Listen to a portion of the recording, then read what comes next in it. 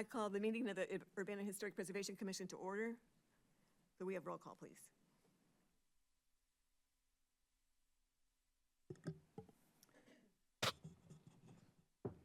Alice Novak, Here?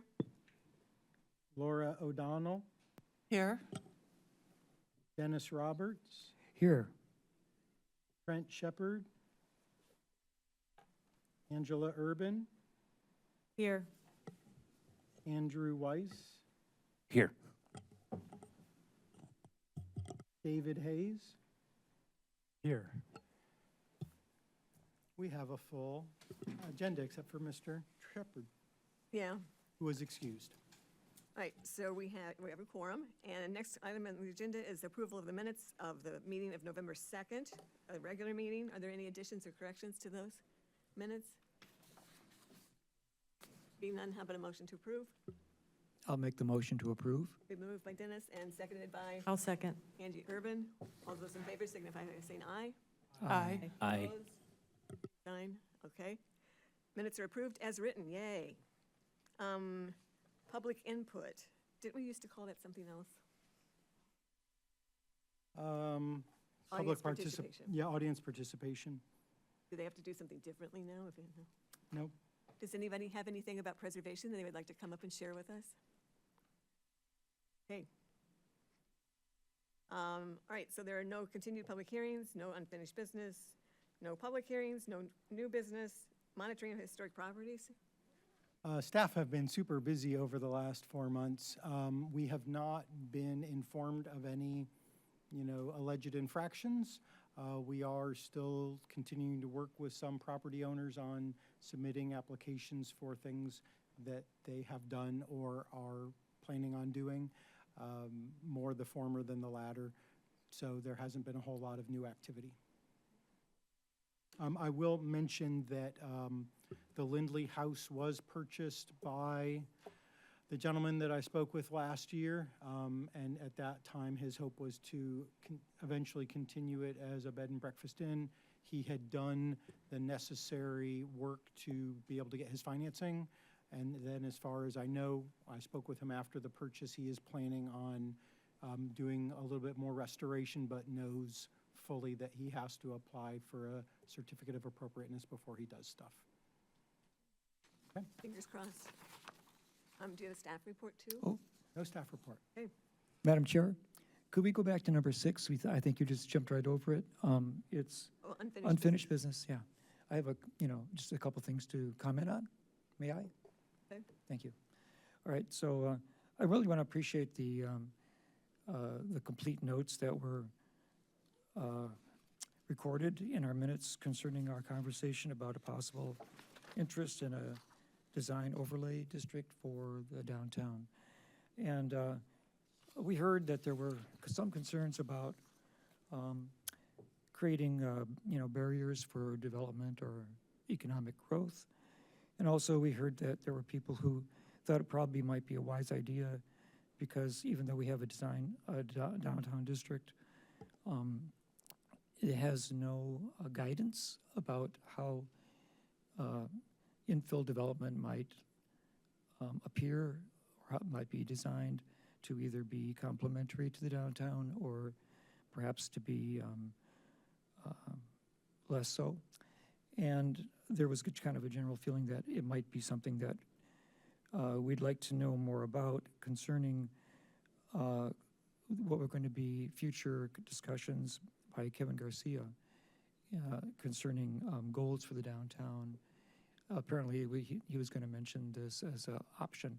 So I haven't been following the city council meetings, all that faithfully. I tune in a couple times, once in a while. But is there any new information, Marcus, about any conversation or presentation generally about the downtown or design future?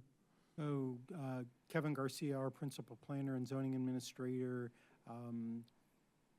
brought a list of proposed planning priorities to City Council a couple months ago. And one of the items on there was a downtown historic district design guidelines. And not having been at the council meeting. I could certainly get minutes of the meeting for more detail, but as Kevin recapped the meeting for me, there was some interest in it. It wasn't placed as a high priority. Mr. Garcia had some high priority planning items for things like revision of the B3U General Business University District, I think accessory dwelling units, a couple other items that we have, short-term rental guidelines. So this item did get garner some interest from City Council, but it was not set as a high priority.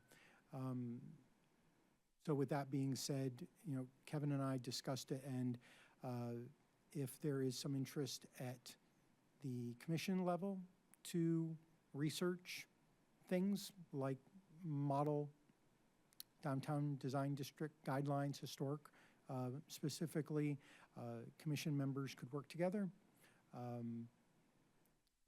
There was some concerns expressed by staff and others about wanting to make sure that its focus was on providing guidance and minimizing obstacles for future developers.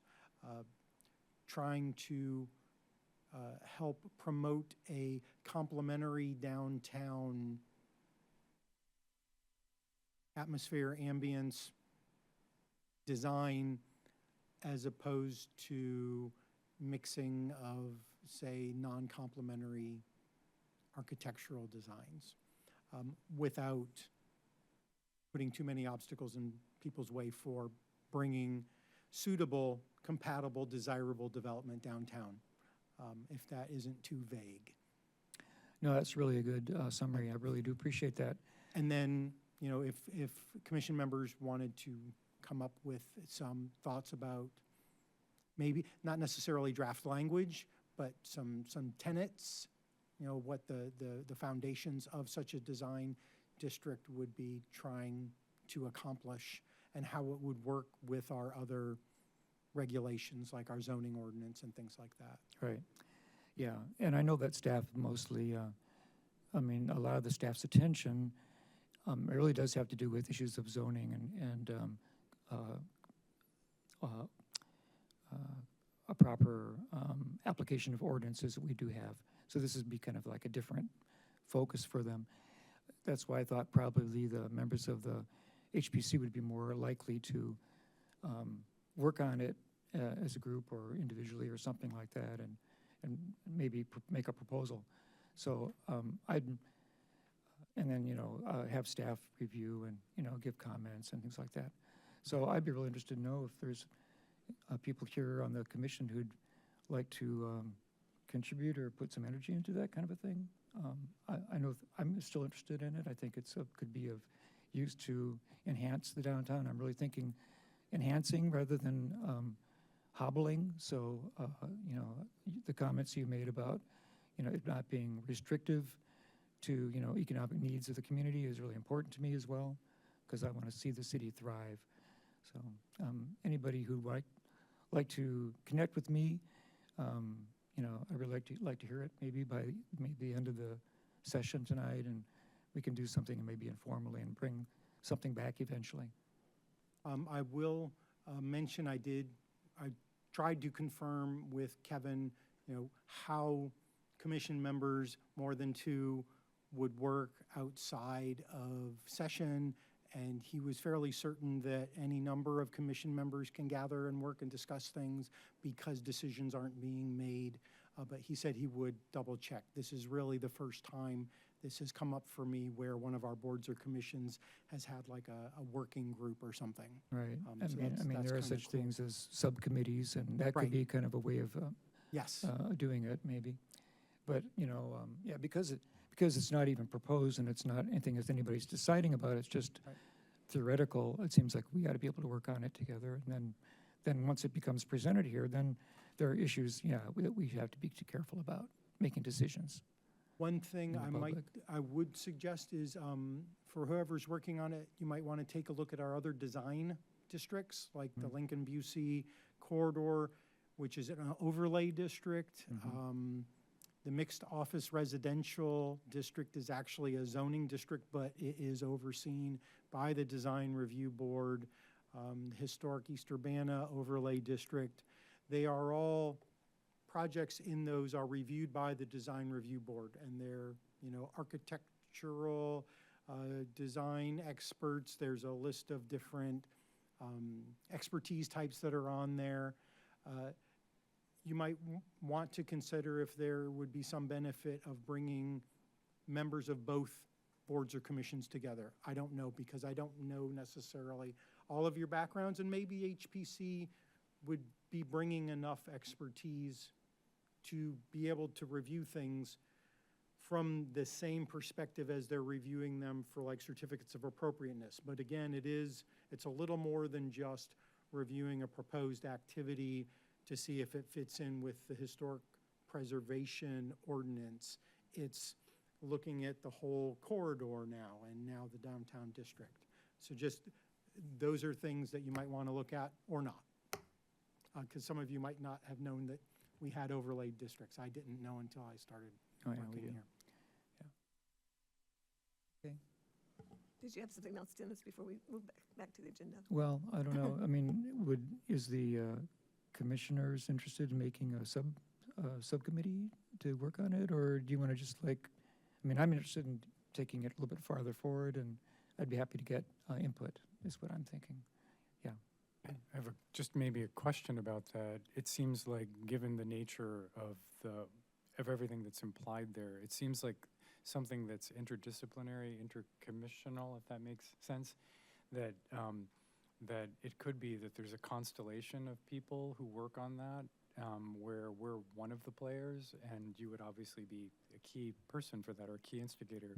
But I'm just wondering if maybe as a next step, because it's a great idea, I think it's a great idea, but it shouldn't come just from this organization, right? This particular group, and so maybe you and others can identify different people within the city of Urbana whose co-participation on something would make that really rich, would bring various forms of expertise to it, so that it doesn't come across as like an opinion piece from the side, from one group.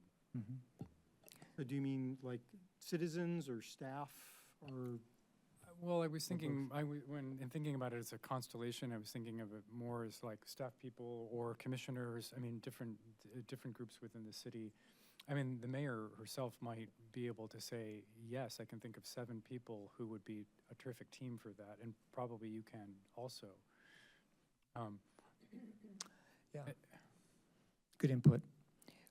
I think it has to start someplace, and so therefore, certainly reviewing and inputting and drafting, helping draft, but I think probably we need something to bring forward first, and then massage and get feedback on it, things like that. Okay. Well, I assume some of the things you'll do first is to look at what other people have done, right?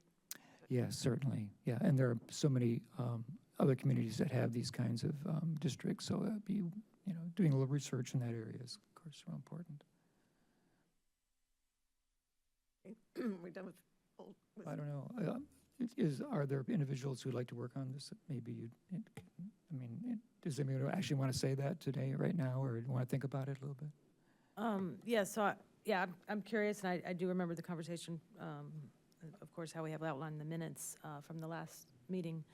I'm curious to learn more. I'd be willing to at least do some preliminary research and seeing if this would make sense for us. But yeah, I don't want to do anything official right now, but happy to have the conversation and to do a little, at least beginning digging into it. Great, all help is appreciated. If you want to establish or end up establishing some sort of like Google Drive online folder, or I can give you a flash drive with whatever documents the city put together back in 2016 when we were looking at this, there's probably a whole folder of 2016 vintage model ordinances, or you can start fresh and reinvent the wheel, I guess. Thank you for that offer. Sure, let me know. Thank you. Anybody else? We ready to move on? Okay, so we're at the study session, item number 11 on the agenda, and a discussion about potential Historic Preservation Month activities. Did you have a presentation, Marcus, or we're just, no? Right, so just brainstorming for now, but we haven't done anything in quite a while. I don't remember what the last thing was that we did tour-wise. Oh, well, Marcus, you did a tour. Was that just last? We did a tour, we provided the self-guided tour in 2021. That was the podcast. And then last year, Kat Trotter and I did a live walking tour for members of the American Planning Association Illinois State Section. That was about 25 people. We toured the downtown district and stopped and had property owners or say the director of the library come out and talk to us about their landmark. That lasted a good couple hours, but people were tired, but they really enjoyed the tour. So if you wanted to do something like that for the public, I think it would be very doable, and you could certainly pick which places that you would prioritize to get a tour from or something, and staff or yourselves could work on, you know, arranging with the property owner to have somebody come out and talk. One of those might be Hotel Royer. Dan Maloney was very congenial and welcoming to Sakura and the Cohen Building. We did not get a tour of the Rose Bowl Tavern. The gentleman who owned Courier Cafe formerly came out and talked with us, but we didn't see it. But you know, there's still a good couple months to arrange that. And do you remember about how many properties you've focused on? We probably focused on 6. You know, we walked pretty much the whole downtown tour. We gave little blurbs on many of the buildings, but not all of them. So if there was some prep work that could be done for, say, all of the buildings, then we could easily skip those that we weren't stopping at, but people could still have. We do have a trifold brochure that has a little paragraph on each of the properties. So that was very handy. But it really is on how long you want to make the walking tour.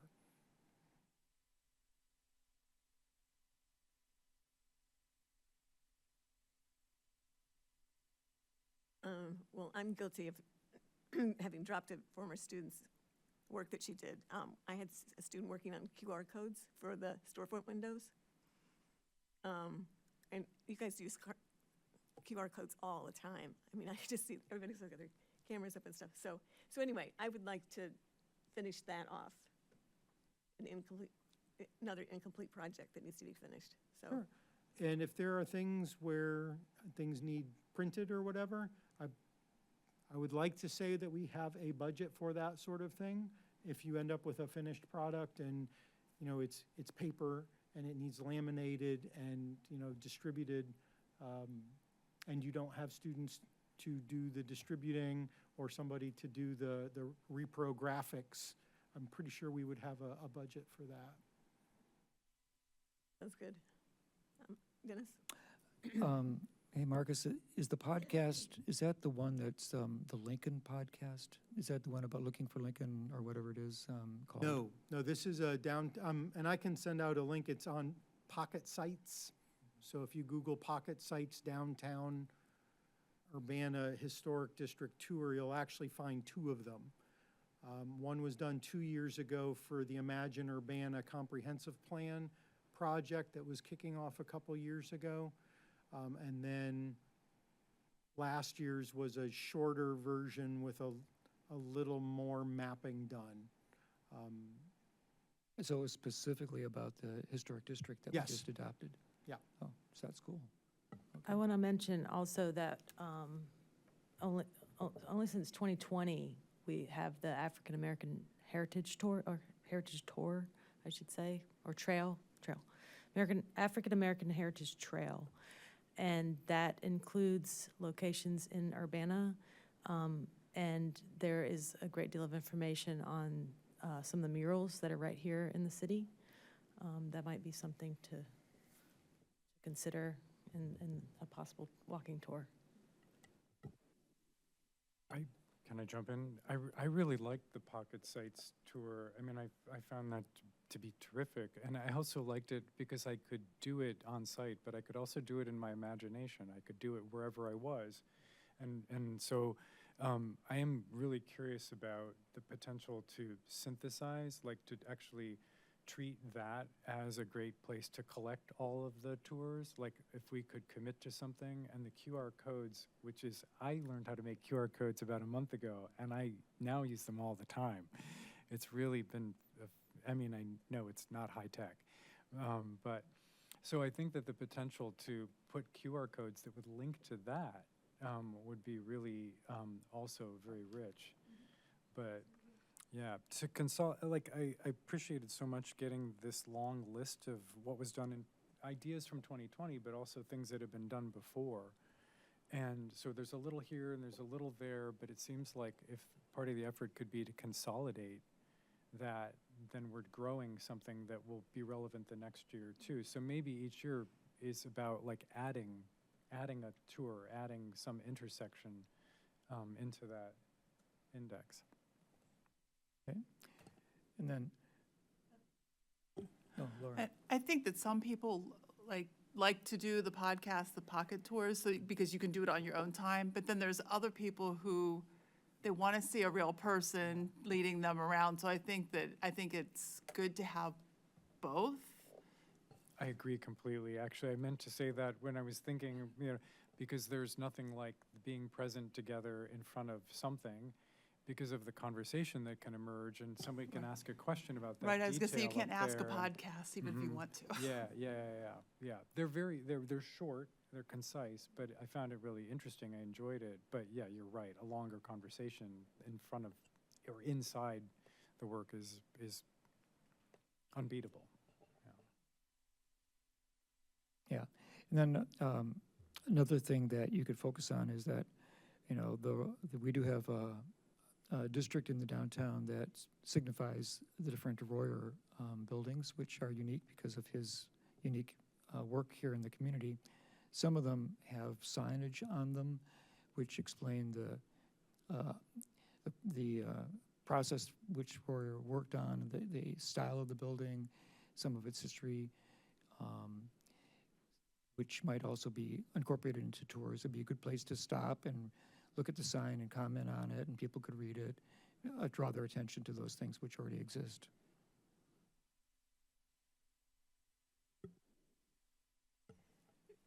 Should we just kind of glance down this long list and see if there's anything of merit that we would want to add to something we've already talked about, or? And I will just throw out there, in the email that went out to you, that included some other new things that aren't on this 2 to 3 year old list, like Buena Vista Court. But I will ask, Angela, when you were talking about the African American Heritage Tour, about working with that group to do a tour, is that what you were thinking perhaps? Yeah, so the Okay. African American Heritage Trail Great. has a group, and it just was stood up about 2 years ago, or 3 years ago at this point. And so they have a pretty good website where you can go and learn about the different historic locations throughout Champaign County, but several located in Urbana.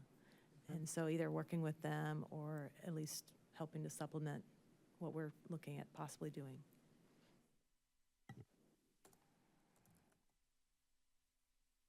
Good idea.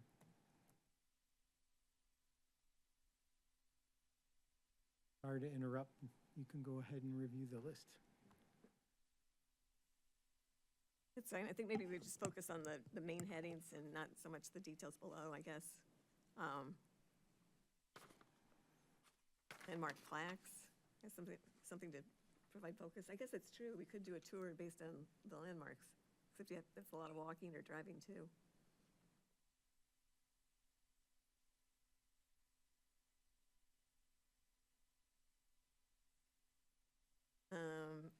Then the Historic District walking tour that Marcus was talking about, which maybe, I think that makes sense for us to build on that for something that we can do. Okay. Find some sites and celebrate the Historic District. Preservation workshop, I think is a great idea, but I think that's something more appropriate for PACA to do.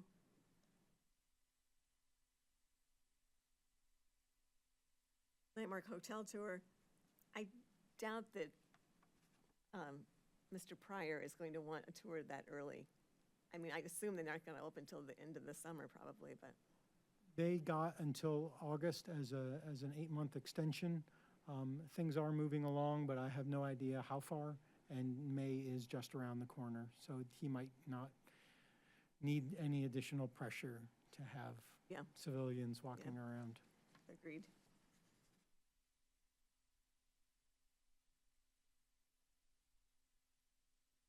Buena Vista Court. Tour the court and have current renovators show us their improvements. I think people would flock to see that. I would. Yeah, I would too. Mr. Fell has mentioned several times that he'd be interested or willing to, show people around, and I think he also meant the inside, which was a complete gut renovation. I would take time to coordinate with the current tenant. And, Janet Moore, the former owner of number 4, pretty much redid the outside of number 4 and repainted it.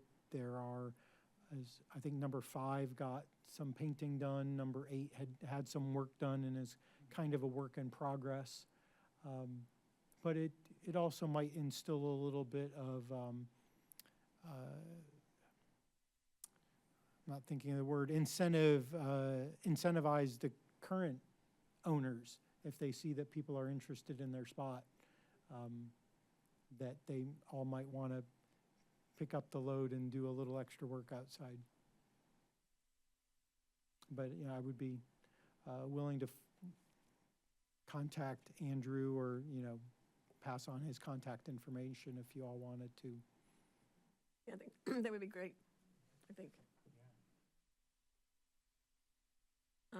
So the next tour theme is the Greek houses, and looking at currently fraternities and sororities, but also adaptive use properties.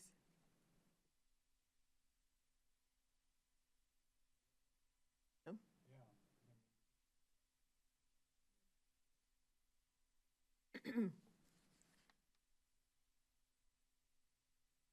Is that a walking tour or a car tour? Well, I mean, it could be both, but one thing we could do is just use Ohio Street, since it's kind of Ohio Street's a 2-block street between Orchard and Lincoln, maybe.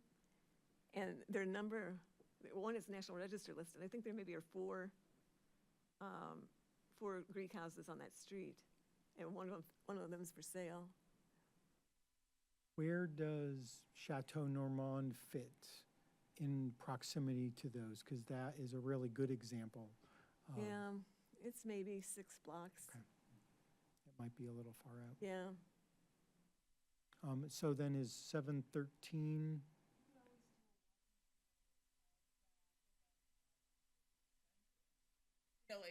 Because some people would not be, that would be within.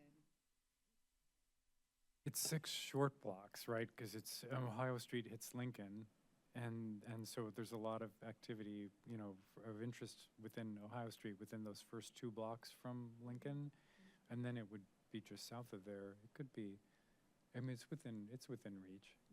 and Well, no, I mean, he was talking about the chateau. Yeah, Oh, that's what I mean. oh, Like, okay. I don't think it's too far away, and then it might also be an interesting opportunity to look at some of the other houses that are on the street that are in other conditions. I mean, just kind of putting it in people's minds that this is, someone's done something, someone hasn't done something, There's a sorority at the corner of Indiana and Florida that I think is still for sale. I'm sorry, Indiana and Lincoln. Sorry, Indiana and Yes. Lincoln. Yeah, that I think is still for sale. think For you're right. example, so there's this question of what do you do with? Oh, it's huge, right? Yeah. But And the city could, we could book the minivan and have it be at one end of the close cluster of things to ferry people down to something that's further away. Some people can walk, and whoever doesn't want to walk, we can, it seats like 6 or 8 people, so.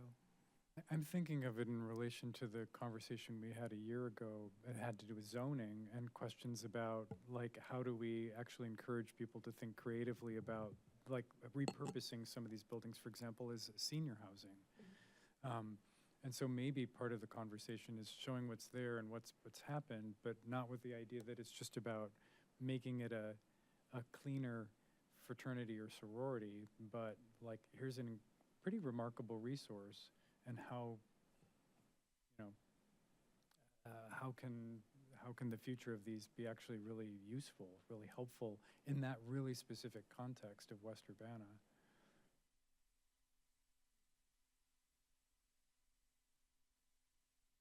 That might be a really nice tie-in to the R7 text amendment. Exactly, that's I what- know that's what you were getting at.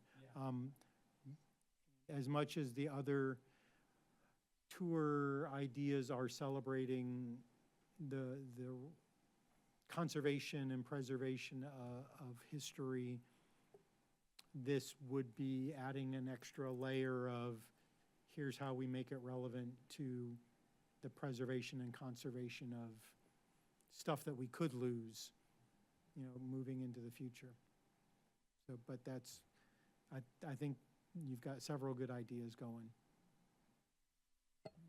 That and Buena Vista Court, to me, feel like they're interrelated, because it's about taking something that, like at Buena Vista Court, you have this concentration of one type, and how do you deal with that? And then this other is, here's a very different type, and it's distributed within neighborhood. And so, but the questions might be really similar. It's just that one is about private ownership, and the other is about organizational or institutional or commercial or something, different scales. But otherwise, the issues are all kind of the same. And the Buena Vista Court, I will also throw in there, has definite zoning,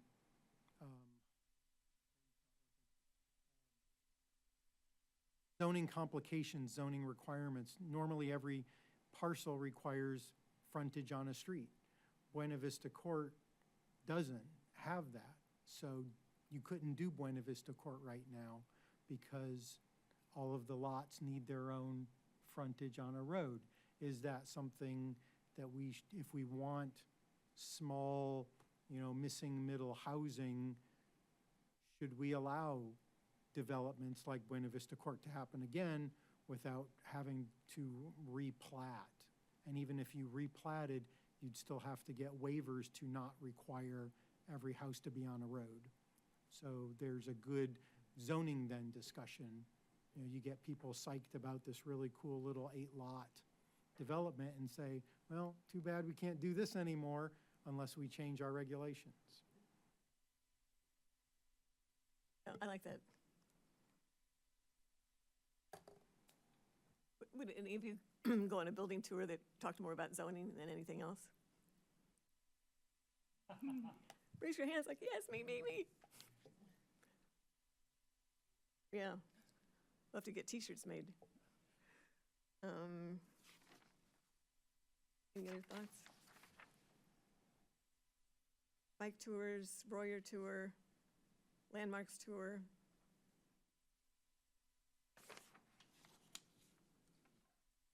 And that was just a collection of ideas from back in 2017, so there's a lot of Yeah. repeats from year to year. Yeah.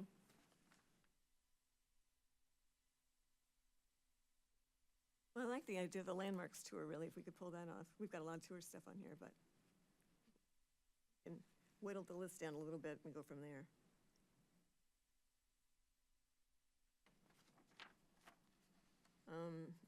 Any other thoughts?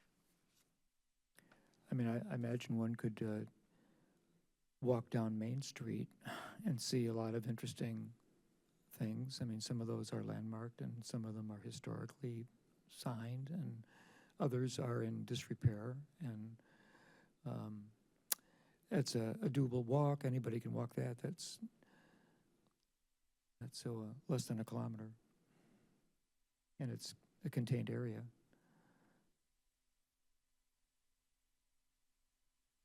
Well, maybe for next steps, I'll try to come up with a short list from what we have now.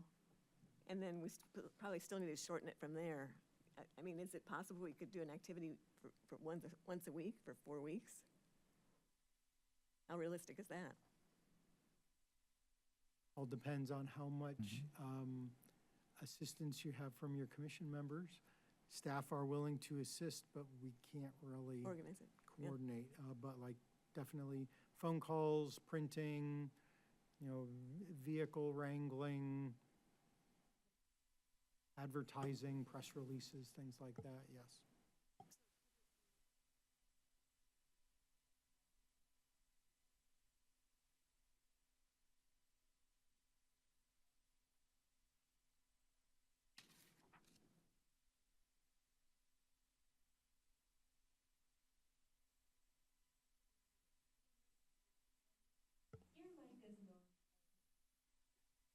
The one thing that I remember first hearing about the commission was when you gave a talk at the library, and I think Stuart Berlacher did too, on pre-Civil War homes, I think he did. So that's how I even became aware that there was a Historic Preservation Month. Wow, wow. And then I went on some of the walking tours that you did too. So I like those things. Yeah, I mean, if you pick the right block or two in the neighborhood, you can get all kinds of architectural styles and materials and things. So I think at least one of the tours should be kind of more oriented toward style and materials. I think that's what people just kind of expect to some degree.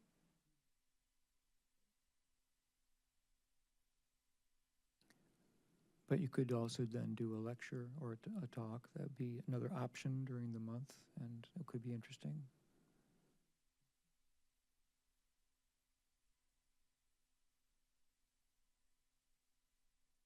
What if we brought somebody bigger in? Would the city pay for possibly? Let me ask.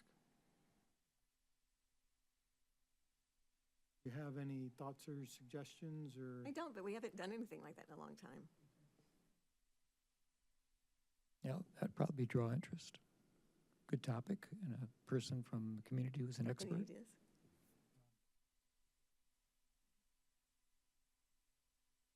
Well, I would say, especially if it was somebody who could talk about adaptive reuse of historic structures, whether that's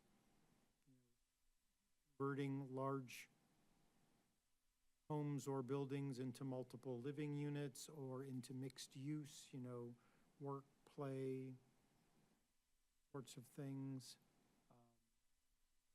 Where good uses of public spaces in historic areas that would play into the public realm study that's currently going on. So trying to get people excited about how you can use a historic downtown or promoting historic districts for public space use might garner additional brownie points when you're trying to get money out of them. Not to volunteer someone else, but Rachel Leibowitz is going to be moving back to Illinois before too long. So our first PhD student in landscape architecture, who then became deputy director for historic preservation for the state of Illinois, who became a professor in New York, is now working for the National Register. And yeah, and she can do it anywhere. And so she's moving back to Illinois, and she knows our context, and so maybe a talk that's not just about, Urbana, but that's about some larger issue of, Yeah, she lived in Buena Vista Court, number Really? 5, I think it was. Oh, yeah. So, I mean, she's knowledgeable, gives lectures all the time, leader in vernacular architecture forum, but I don't know, she's not moving this week, but I think she's aiming to be moving within the next couple, next couple of months, up to Chicago. She's going to move to Chicago. So,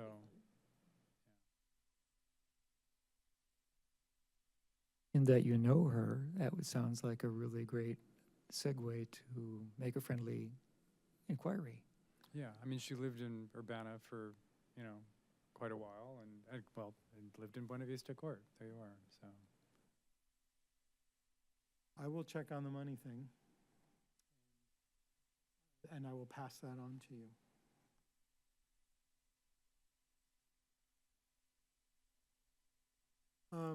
So again, if there are people who want to get together like a subcommittee and work on things, I think short of making a decision about historic landmarks and stuff, you can do quite a lot on your own without needing to have it be a public meeting or whatever. Sounds good to me. I'm willing to keep that organized. Okay. Anybody else work with me? Angie? Yes, I'll be working with you. And I'd like to do also. Laura, Not going to just stick with your one, Dennis. your design guidelines? I want interaction. I'm interested in interaction.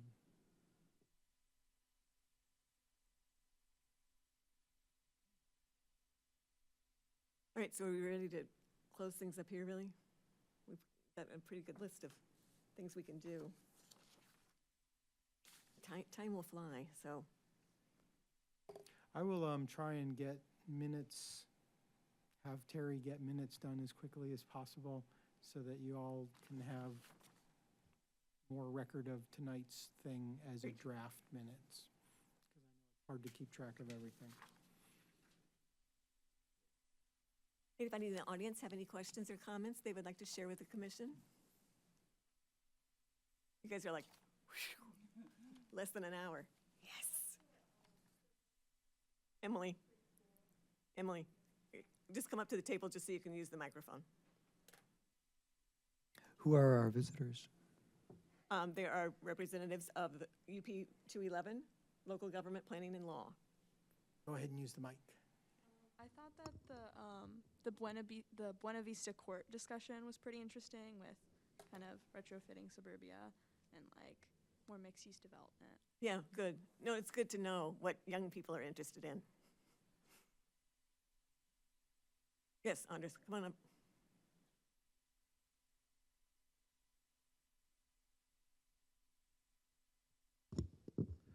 So when thinking about like the old sorority houses and fraternity houses that are in Urbana, I know some of you spoke about maybe converting them into better uses for the community, for elderly housing. Do you currently see those unused properties in Urbana from university students or the university itself as public nuisances for the city government, or do you see them as solely opportunities to improve for the community? Opportunities to improve, absolutely. I mean, the sorority house, I turned them in. I used to walk, that was my regular walking way to get to school. And I, saw that the windows were broken out and everything, and so they investigated, and there'd been like squatters in there tearing things up and making a mess out of it. And, so I would keep an eye on the property. It's really important that we all circle around in our neighborhoods and watch how things are being maintained or not in that process. But yeah, I mean, it was years that the sorority was on the market, and then finally this new idea came in, and tax credit project, financial incentive, and they did a great job. I don't know if you had the chance to be in the building. You have to have friends that were renting an apartment or something. And they also allow dogs, and I know where I live, a few blocks away, lots more dogs in the neighborhood. So I think that had a direct impact on how the buildings were used and who was in the buildings. So I think it became more young professionals and people owning dogs. I would add to that, they're an asset to the community that shouldn't be lost. And so I'm thinking about, the effort that some of us put a lot of energy into to try to save the Burnham Mansion in Champaign. One of the criticisms that was lobbed against it was, well, it's the house of a very wealthy family. But the fact is that for more than half of its lifetime, it had actually been apartments in a neighborhood that otherwise didn't have them. And so a wide range of people of lower incomes were able to actually live there and enjoy that neighborhood, to participate in the life there. So, which is already true of their reality as housing for students. So it's like having that kind of diversity within a community can sometimes come through a great big lumbering house or building that was designed for one family or one specific purpose. So there's so much potential in them, but when they're only seen in terms of the original function and how they're doing relative to that, they're doomed. So yeah. I mean, I have to plug in for compatible use, though, that even if it's something totally unrelated to the original use, that how the spaces are carved up is, Yeah. you're not losing significant elements of the properties to do that. But Right. but University of Illinois, I don't know if you're aware, but this was the largest number of Greek houses in the country were here on campus, and there were 80 Greek houses at one point in the heyday. To me, these are just beautiful architect-designed buildings and beautiful representation of particular styles and things, and they're really a significant aspect of our community. And I don't care who did what there, in the past. They're just incredible buildings, well built and everything. So I think they're very much opportunities. But Communities are dynamic. You had another point, though, your question. Another question, actually, unrelated to this, but you could finish your thought first. I'm sorry? Oh, I was going to say, like, if you start to map the life of older buildings around campus, it is super interesting to see the dynamism that's there that reflects the dynamism of, especially in a university community, like at Nevada and Lincoln, not Florida, the building that is a computer lab that used to be a church. And that's a pretty fascinating transformation. When you go into the building and you think, why is this floor sloping down? It works really well for a computer lab. And why does it have this room at the front? And then when you learn that it used to be a church, it was a modernist church, and there it is. But so why not? So, yeah. Yeah, it's actually really interesting. I have a class there. So there you are. That's really interesting. Good to know. Additionally, though, since I know that there's another commission within the city government working on sustainability, and we had Scott Test from the city government of Urbana come in and speak about their expansion of trees along city blocks in Urbana. Have you found any issues with their expansion of trees within the city blocks causing issues, blocking the historic nature of some of the facades of historic buildings in Urbana, or is that something that hasn't really come up as an issue yet? Not to my knowledge, but Andrew Weiss, maybe you know, as the lead planner designer for the Champaign Parks District and a resident of Urbana. I don't know of anything like that, just simply because, the trees grow into the size, and so I'm personally not aware of any issues like that. Okay, great. Thank you very much. thank you. Anybody else? I think it's lovely to have an audience for input every once in a while. We speak to a lot of unoccupied rooms. So, all right. Any announcements? No? All right. We're adjourned. Thank you. Adjourned at 7:52.